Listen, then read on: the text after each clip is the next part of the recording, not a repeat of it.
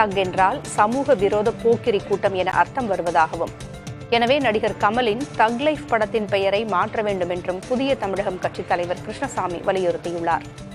மணிரத்னம் இயக்கத்தில் நடிகர் கமல், சிம்பு நடிப்பில் உருவாகியுள்ள தக் லைஃப் படம் வரும் ஜூன் 5ஆம் தேதி வெளியாக உள்ளது. இந்நிலையில் தனது எக்ஸ் தளத்தில் பதிவிட்டிருக்கும் கிருஷ்ணசாமி, தக்ஸ், பென்டாரிஸ் போன்ற நெறியற்றவர்களின் வாழ்வியலை பெருமைப்படுத்தும் விதமாக படங்களுக்கு பெயரிடுவது நாட்டுக்கும் சமூகத்திற்கும் நல்லதல்ல என்று தெரிவித்துள்ளார்.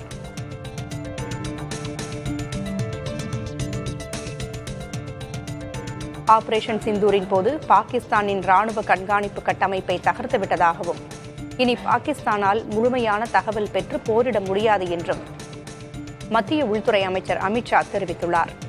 சிதைந்து போன கண்காணிப்பு கட்டமைப்பை மறு நிர்மாணம் செய்ய பாகிஸ்தானுக்கு 4 முதல் 5 ஆண்டுகள் வரை எடுக்கும் என்றும் அவர் குறிப்பிட்டார். 2 நாள் பயணமாக ஜம்மு காஷ்மீர் சென்றுள்ள அமித்ஷா பூஞ்ச் மாவட்டத்தில் எல்லை பாதுகாப்பு படையினரை சந்தித்து உரையாற்றினார்.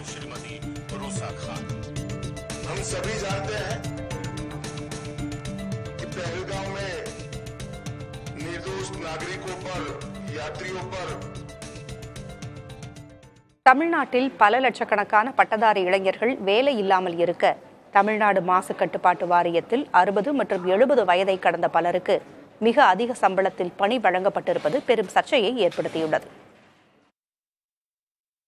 தமிழ்நாடு அரசின் சுற்றுச்சூழல் மற்றும் காலநிலை மாற்றத்துறையின் கீழ் தமிழ்நாடு மாசு கட்டுப்பாட்டு வாரியம் செயல்பட்டு வருகிறது.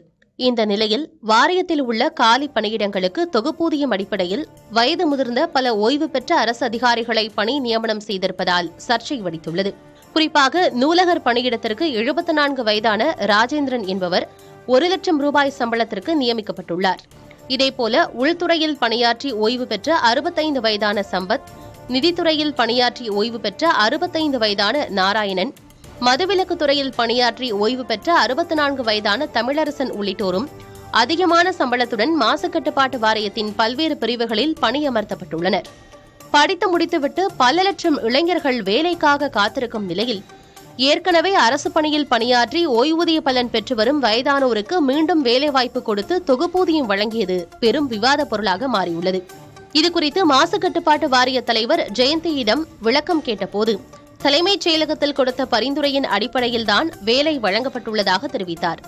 மேலும் பல இளைஞர்கள் மாசு கட்டுப்பாட்டு வாரியத்தின் பல நிலைகளில் பணியாற்ற விரும்பாததாலும் ஓய்வு பெற்ற மூத்தோருக்கு பணி வழங்கப்பட்டதாகவும் விளக்கம் கொடுத்துள்ளார். நியூயார்க் டைம்ஸ் நாளிதழ் தங்கள் இதழில் வெளியாகும் செய்திகள் மற்றும் கட்டுரைகளை பயன்படுத்தி AI தொழில்நுட்பத்தை பயிற்றுவிக்க அமேசான் நிறுவனத்திற்கு அனுமதி வழங்கியுள்ளது. இந்த ஒப்பந்தத்தின்படி அமேசான் நிறுவனம் தங்களது AI மாடலை மொழி சார்ந்து பயிற்றுவிக்க நியூயார்க் டைம்ஸ் நாளிதழில் வெளியாகும் கட்டுரைகளை பயன்படுத்த முடியும். ஓபன் AI மற்றும் மைக்ரோசாஃப்ட் அனுமதி இல்லாமல் தங்கள் உள்ளடக்கங்களை பயன்படுத்தி AI மாடலை பயிற்றுவித்ததாக 2023ஆம் ஆண்டு நியூயார்க் டைம்ஸ் வழக்கு தொடுத்தது.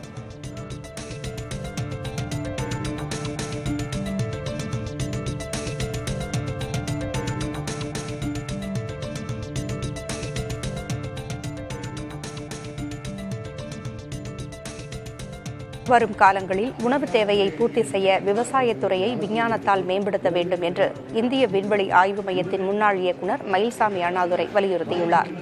கோவை பொள்ளாச்சியில் உள்ள தனியார் தொண்டு நிறுவனம் சார்பில் நடத்தப்பட்ட நிகழ்ச்சியில் பங்கேற்ற அவர் இவ்வாறு கூறினார். இதில் பங்கேற்று பேசிய மயில்சாமி அண்ணாதுரை, மக்கள் தொகையை கருத்தில் கொண்டு உணவு உற்பத்தியை அதிகரிக்க வேண்டும் என்று கேட்டுக்கொண்டார்.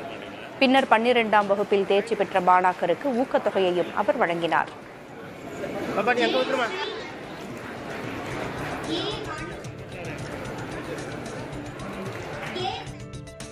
திரைப்படங்களுக்கு வசூலிக்கப்படும் உள்ளாட்சி அமைப்பு கேளிக்கை வரியை குறைத்து தமிழ்நாடு அரசு உத்தரவிட்டுள்ளது. திரைப்படங்களுக்கு வசூலிக்கப்படும் உள்ளாட்சி அமைப்பு கேளிக்கை வரியை குறைக்க வேண்டும் என்று திரைத்துறையினருக்கு தமிழக அரசு கோரிக்கை வைத்தனர். அதனை பரிசீலனை செய்த தமிழக அரசு வரியை 8% 4% குறைத்து உத்தரவிட்டுள்ளது. இதற்கு திரைப்படத்துறையினர் வரவேற்பு தெரிவித்துள்ளனர்.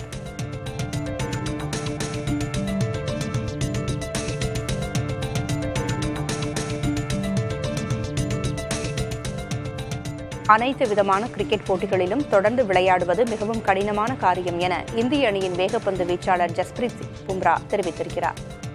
உடற்தகுதியை பேணுவது மிகவும் அவசியம் என்றும் மிகவும் கவனமாக போட்டிகளை தேர்ந்தெடுத்து விளையாட வேண்டும் என்றும் அவர் கூறியுள்ளார். இங்கிலாந்திற்கு எதிரான தொடர் சவால் நிறைந்ததாக இருக்கும் என்று குறிப்பிட்டிருக்கும் பும்ரா, அணியில் ஷமி இல்லாத நிலையில் சிராஜ் இடம்பெற்றிருப்பது நல்ல விஷயம் என்றும் தெரிவித்துள்ளார்.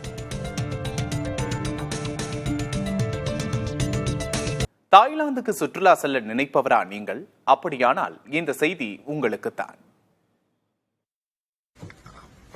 தாய்லாந்தில் புலியுடன் வீடியோ எடுத்துக் கொண்டிருந்த இந்திய சுற்றுலா பயணியை அந்த புலி தாக்கிய சம்பவம் அதிர்ச்சியை ஏற்படுத்தியுள்ளது.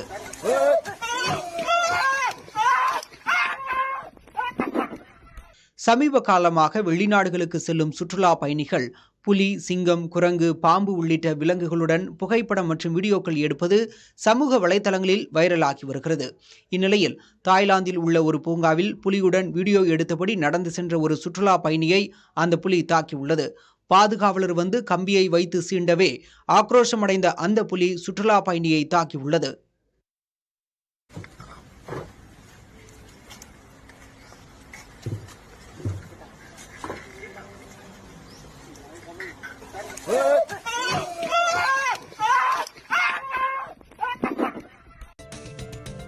கன்னட மொழி குறித்து தான் தவறாக பேசவில்லை என மக்கள் நீதி மய்ய தலைவர் கமல்ஹாசன் விளக்கமளித்துள்ளார். மாநிலங்களவை உறுப்பினராக போட்டியிட உள்ள மக்கள் நீதி மய்ய தலைவர் கமல்ஹாசன் சென்னை அண்ணா அறிவாலயத்தில் முதல்வர் மு க ஸ்டாலினை சந்தித்து பேசினார். பின்னர் செய்தியாளர்களிடம் பேசிய அவர், எப்போதும் தமிழ்நாட்டுக்காக ஒலிக்கும் தமது குரல் மாநிலங்களவையிலும் ஒலிக்கும் என கூறினார். தமிழில் இருந்துதான் கன்னட மொழி பிறந்தது என்ற கருத்தால் கர்நாடகாவில் சர்ச்சை ஏற்பட்டுள்ள நிலையில் தான் தவறாக பேசவில்லை, எனவே மன்னிப்பு கேட்க மாட்டேன் என்று கமல்ஹாசன் தெரிவித்தார். This is a democratic country, and I believe in the law and the justice, and I believe always love will triumph. And my love for Karnataka is true. My love for Andhra is true. My love for Kerala is true. So nobody will suspect it except those with an agenda. Now, I've been threatened before.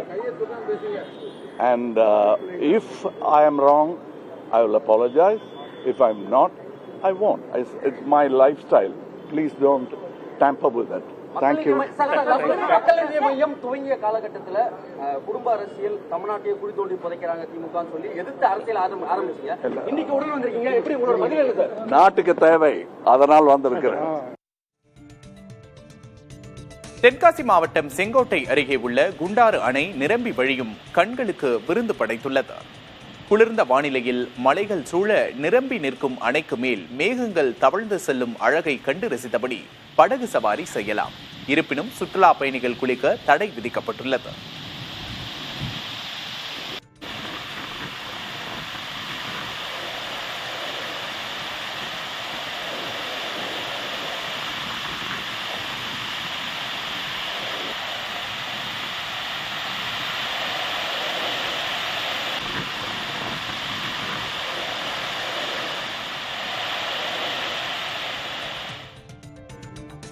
பணியிடத்திலோ வீட்டிலோ நீண்ட நேரம் ஒரே இடத்தில் அமர்ந்திருக்க வேண்டியிருப்பது பல வகையிலான உடல்நல பிரச்சனைகளுக்கு காரணமாகிறது.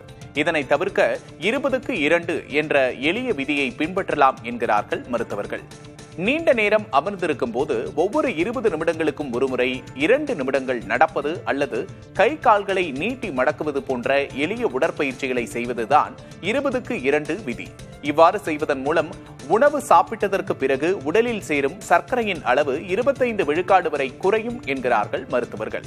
கண்கள் தொடங்கி கால்கள் வரைக்கும் அது நல்லது என்றும் மருத்துவர்கள் கூறுகின்றனர்.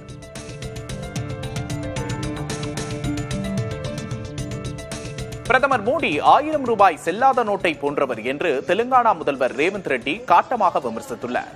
நிஜாம்பேட்டையில் நடந்த காங்கிரசின் ஜெய்ஹிந்த் யாத்திரையில் பங்கேற்று பேசிய அவர், ரேவந்த் ரெட்டி போர் நிறுத்தத்தை அறிவிப்பதற்கு முன்பு பிரதமர் மோடி கருத்துக்களை கேட்க ஏன் அனைத்து கட்சி கூட்டத்தை கூட்டவில்லை என்று கேள்வி எழுப்பினார்.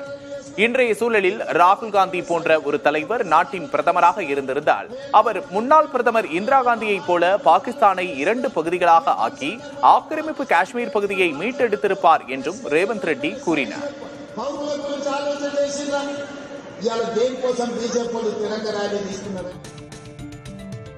கேரள மாநிலம் மலப்புரம் மாவட்டத்தில் இளைஞரை கொன்ற புலியை பிடிக்க வைக்கப்பட்ட கூண்டில் சிறுத்தை சிக்கியிருக்கிறது.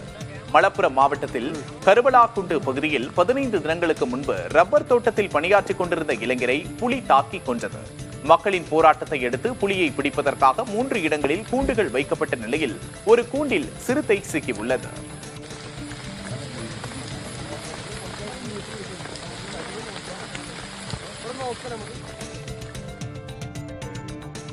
இளம்பெண் கொலை வழக்கில் உத்தரகாண்ட் பாஜக முன்னாள் அமைச்சர் வினோத் ஆரியாவின் மகன் புல்கித் ஆரியா உட்பட 3 பேருக்கு ஆயுள் தண்டனை விதிக்கப்பட்டுள்ளது. 19 வயது பெண்ணான அங்கிதா புல்கித் ஆரியாவின் ரிசார்ட்டில் ரிசப்ஷனிஸ்டாக பணியாற்றி வந்தார். கடந்த 2002ஆம் ஆண்டு செப்டம்பர் மாதம் அவரது உடல் கால்வாயில் கண்டெடுக்கப்பட்டது. விசாரணையில் புல்கித் ஆரியா மற்றும் அவரது கூட்டாளி இருவர் இணைந்து அங்கிதாவை ஹோட்டல் சிறப்பு விருந்தினர்களின் நெருக்கமாக இருக்க வற்புறுத்தியதாகவும், இதற்கு அங்கிதா மறுக்க அவரை அந்த மூவரும் கொலை செய்து கால்வாயில் வீசியதும் தெரியவந்தது.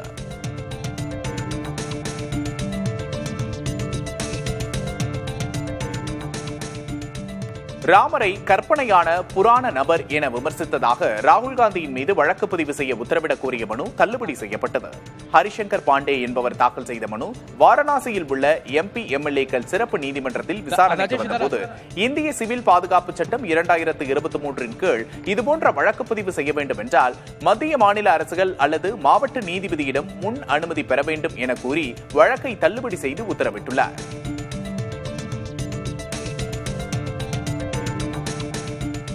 ராமநாதபுரம் மாவட்டம் உச்சிப்புள்ளி அருகே அரியமான் கடற்கரையில் ஜெல்லி மீன்கள் தாக்கியதில் 15க்கும் மேற்பட்ட சுற்றுலா பயணிகள் உடலில் அரிப்பு ஏற்பட்டு பாதிக்கப்பட்டனர். ஒளிரும் தன்மை, மெல்லிய உடல் அமைப்பு, பற்றிக்கொள்ளும் தன்மை கொண்ட இந்த மீன்கள் விஷத்தன்மை உடையவையாகும். ஜெல்லி மீன் ஒட்டிக்கொள்ளும் போது அதிலிருந்து சுரக்கும் விஷத்தன்மை கொண்ட திரவம் உடலில் அரிப்பு மற்றும் ஒவ்வாமையை ஏற்படுத்துகிறது. இதுகுறித்து கட்டுரையில் எச்சரிக்கை பலகை வைக்க, கடற்கரையில் எச்சரிக்கை பலகை வைக்க பயணிகள் கோரிக்கை விடுத்துள்ளனர்.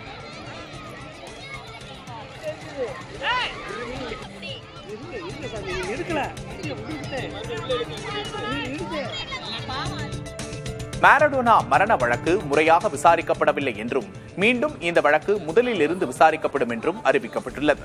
2020ஆம் ஆண்டு ஓய்வு பெற்ற கால்பந்து வீரர் டியாகோ மாரடோனாவுக்கு இதய பிரச்சனை ஏற்பட்டதால் அறுவை சிகிச்சை செய்யப்பட்டது. அதனையடுத்து உடல்நலம் தேறி வந்த அவர் உயிரிழந்தது அதிர்வலைகளை ஏற்படுத்தியது.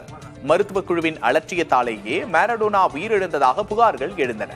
இது தொடர்பான வழக்கை விசாரித்த நீதிபதிகளில் ஒருவர் அதிலிருந்து தன்னை விடுவித்துக் கொண்ட நிலையில் வழக்கு விசாரணை முறையாக நடைபெறவில்லை என அறிவிக்கப்பட்டுள்ளது.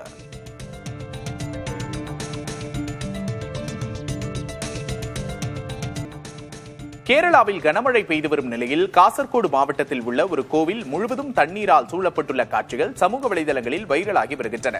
காசர்கோடு பகுதியில் பெய்து வரும் கனமழையால் மாவட்டத்தின் பல்வேறு பகுதிகளில் வீடுகள் வெள்ளத்தில் மூழ்கியுள்ளன. பாதிக்கப்பட்ட மக்கள் முகாம்களில் தங்க வைக்கப்பட்டு வருகின்றனர். இந்த நிலையில் மதூர் பகுதியில் பிரசித்தி பெற்ற மதந்தேஸ்வரர் சித்தி விநாயகர் கோவில் வெள்ளத்தில் மூழ்கியுள்ளது.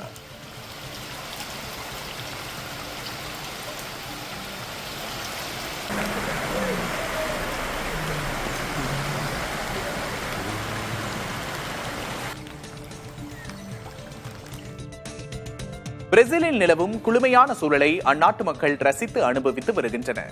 அங்கு தெற்கு பகுதியில் தற்போது பனிப்பொழிவு தொடங்கியுள்ளது. இதனையடுத்து சாண்டா கேட்டாரினா பகுதிக்கு ஆர்வத்தோடு சுற்றுலா பயணிகள் குவிந்துள்ளனர். குளிருக்கு இதமான ஆடைகளை அணிந்தபடி வீதிகளில் வலம் வரும் அவர்கள் பனிப்பொழிவில் குழுவாக உற்சாகத்தோடு நடனமாடி மகிழ்ந்தனர்.